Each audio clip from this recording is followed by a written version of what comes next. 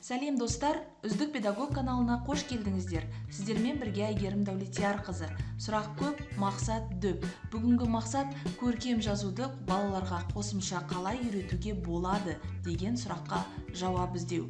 Бұл платформа, бағдарлама дейін бе, матқа да, яғни мектеп алды даярлыққа да, балабақша балаларына да, тіпті жоғары сынып оқушыларына да келе береді. Себебі менің 10-шы сынып оқитын оқушым республикалық олимпиадада орын алып жүрсе де жазуы өте нашар болды. Сондықтан осындай бағдарламалар дәл сондай балаларға үлкен көмекші болмақ.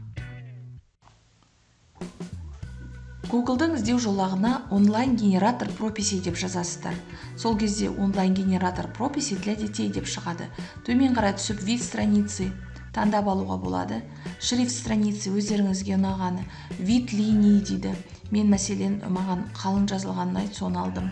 Және имя деп, мысалы мен Төлеубай Келбет деп жаза салдым.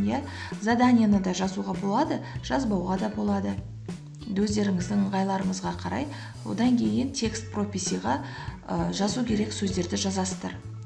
Қажет деп тапқан, яғни бала көшіруі керек, соған қарап үлгеретінде болатындай мен біраз сөздерді жаздым. Одан кейін сгенерировать страницуды басуларыңыз қажет. Дайын болды, жүктеп алуларыңызға болады. Жоғары жағын оқушының аты да жазылып тұрады мұнда. Жүктеп аласыздар да еліктеріңізде пайдалана беріңіздер.